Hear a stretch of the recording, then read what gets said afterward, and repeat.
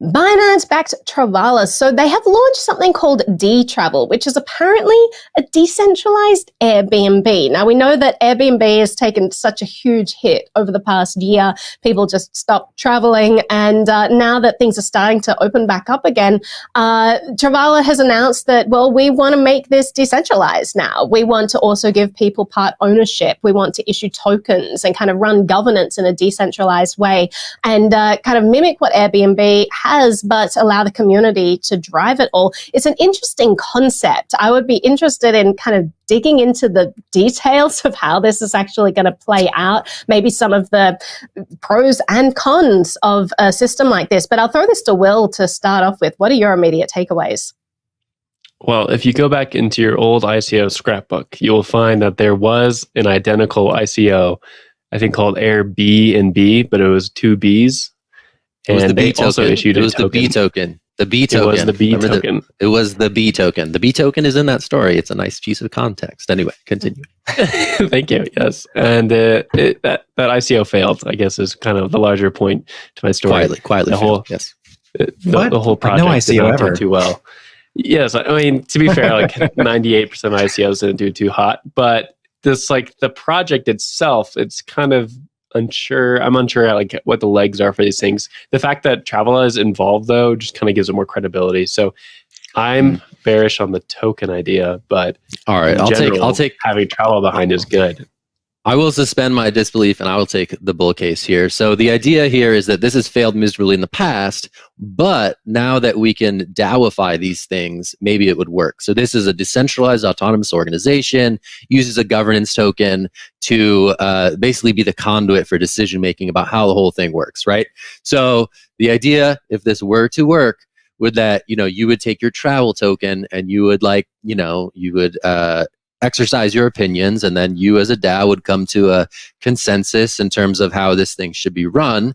And it's potentially interesting, right? This is a potentially interesting sort of next generation DAO experiment that may not work, but could and would be interesting if it did. And then you could see DAOs sort of take over all sorts of different marketplace ideas, be they home sharing, ride sharing, or other. So that's the bull case. Maybe a little bit too optimistic, but I'll toss it down to you, Anna. What's wrong with that idea? Yeah, can I be a little bit bearish about that? Yes. The idea of decentralizing a marketplace like that, which is by nature decentralized because you have like all these multiple homeowners and all these multiple renters that are independent by themselves. But one of the troubles Airbnb encountered, by the way, and that was written about, that people would get scammed. They would rent an apartment and it would be not like it was in the pictures, and they would try to get their deposits back.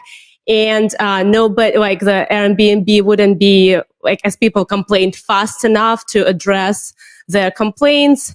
And, how do you address the scamming issue in a decentralized way as a DAO, where somebody needs to verify the claims and verify the proofs and make a decision who gets the money?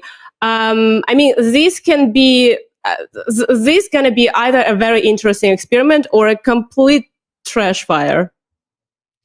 Could be, yes, that is a true statement. But you could slash their token holdings, right? So if I'm a renter, I have to put up my travel tokens, and similar to how other proof of stake networks work, if I'm bad at what I'm doing, my holdings can get slashed. So I don't know, maybe. Naomi, you got it.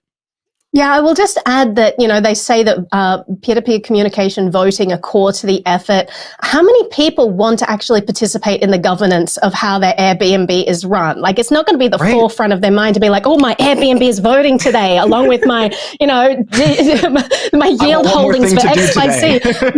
Like, no one's going to want that. The reason we like Airbnb is because they help facilitate, us linking peer-to-peer with other people. They're a centralized hub that take away the friction. I don't know if you all have ever used like decentralized apps or decentralized marketplaces or any of these things. Accountability, as Anna said, is so difficult. I have been ripped off so many times, and trying to like go through the slog, you know, like there has to be a real incentive for this. I can see decentralized marketplaces being something that people really want, but decentralized Airbnb, I just don't see what the use case is for the user and why this would make it a better Airbnb experience for me, other than like centralized is bad. But, you know, I don't buy that narrative. Centralized could sometimes be good, and that's my takeaway from this. But let's the rare words there. Move on.